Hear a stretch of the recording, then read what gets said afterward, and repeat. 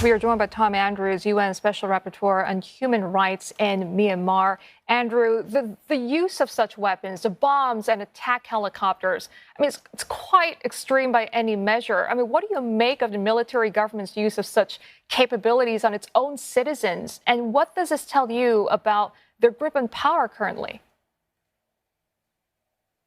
Well, it's horrific, Julie. It's just absolutely horrific. And we've seen more and more use of aircraft, jet fighters, helicopter gunships descending on villages, attacking public gatherings, often celebrations. We've seen men, women, and children all killed, severely injured. So this is a very disturbing pattern that we've seen increasing. More use of these helicopter gunships, more use of bombs falling from on high, indiscriminate killing of untold numbers of people. We're still trying to determine exactly how many casualties there were in this particular attack, but it's absolutely horrific. It's absolutely unacceptable. And the problem is, and the great danger is that this kind of attack on civilians is increasing. And I think part of that is a function of the desperation of the military, of the military junta and their forces, precisely because they are losing control of vast areas of Myanmar.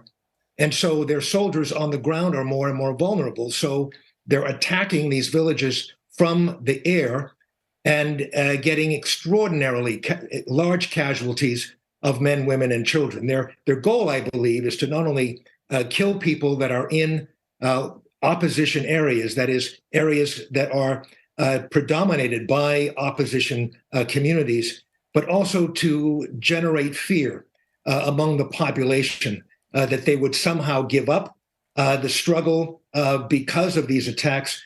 But in point of fact, they're having exactly the opposite impact. People are more and more angry, more and more resolved to oppose this military junta. Tom, the military claims it targeted terrorists, but they use this terrorist label for pretty much anyone that opposes them, don't they? That's exactly right. Citizens are not terrorists. Just because you are opposed to this junta, and the vast majority of people in Myanmar are opposed to them, very deep, very strong opposition all across the country. Because you are opposed to the junta does not make you a terrorist. But in the mind of the junta, it does.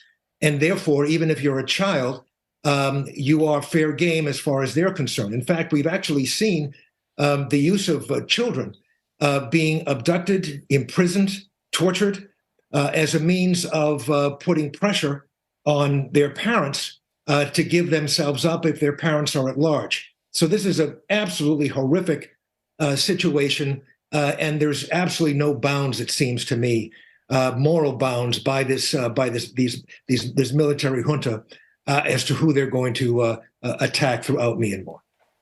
And Andrew, we understand there are sanctions already in place on the supply of jet fuels to Myanmar's military. So do these frequent airstrikes we're seeing mean that they are not working effectively, or will we need more of such sanctions? Well, I think what is really important, Julie, is that there be coordinated and strategic sanctions. Right now, you have a whole variety of different types of sanctions by various countries who want to support the people of Myanmar and pressure the military junta. The problem is that they are not linked. They're not coordinated. They're not strategic based upon where the most good could be done. That is where the junta is most vulnerable. And so we see what sanctions exist to be much less effective than they could be. What I'm hoping that member states of the United Nations will do is, number one, pressure those member states who are providing the military junta with weapons, with technology that can be used as weapons, with raw materials that can be used to produce weapons, push those countries to stop sending those materials into the junta. And secondly, for those that want to pressure the junta to sit down and work together in a coordinated fashion, establish a coalition of such nations, and build a strategic coalition imposing coordinated sanctions on where we think those sanctions will do the most good. That, in my view, is the point at which we can really begin to see any hope for strong, successful effective pressure on this military junta by the international community.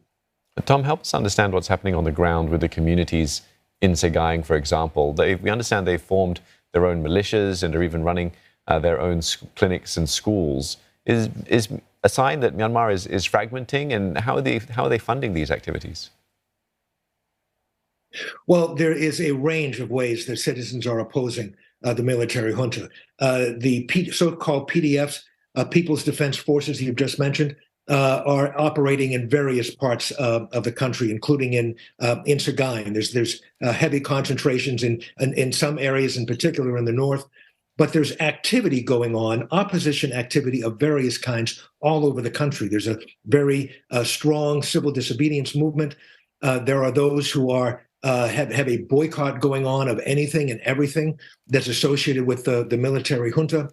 There is civilians who are engaged in a variety of civil disobedience activities, including teachers who are refusing to participate in junta-connected schools, physicians, nurses, other healthcare professionals who are working very hard, despite being under attack by the military junta, to provide healthcare and support and education to communities all across the country. The problem is that the military junta is now setting up blockades of humanitarian aid, medical supplies, food, and other very important, vitally important supplies for particularly injured people in those people living in areas that are opposed to the junta.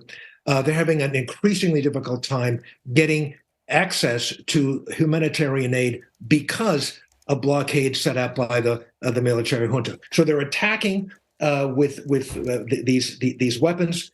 They're killing people directly in the attacks, and then they are making things extremely difficult for communities opposing them by blockading humanitarian aid, including medical supplies getting to those who are injured. Nonetheless, it's extraordinary the degree to which people all across the country are standing up and opposing this military junta in a large variety of ways. Absolutely. Andrew, and before we let you go, you earlier mentioned coordinated sanctions as a way to change the military government's behavior. But if words and sanctions do not work when it comes to stemming their violence against the civilians, then should military force or peacekeeping operations be on the cards? Well, Julie, I personally think that what we need is we need fewer weapons. We do not need a greater escalation of this military conflict. I think what we need to be doing as an international community is stopping the flow of weapons that are going into Myanmar and into the hands of the military junta. We know they're being supplied by member states of the United Nations. We know that those weapons are being used to commit atrocity crimes against the people of Myanmar. We know that that is aiding and abetting serious crimes against humanity and war crimes. So I think the most important thing that we as an international community can do is stop the flow of weapons into this country and provide the kind of support that the people of Myanmar require, including putting tough, very clear, very focused and strategic economic sanctions to reduce the capacity of this military junta to continue their assaults on the people of Myanmar. I think that is, in my view, the most important immediate step that we as an international community should be taking long before we think about escalating in any form of military conflict. Tom, we'll have to leave it there. Thank you, as always, for coming on, sharing your insight with us. Tom Andrews, UN Special Rapporteur on Human Rights in Myanmar.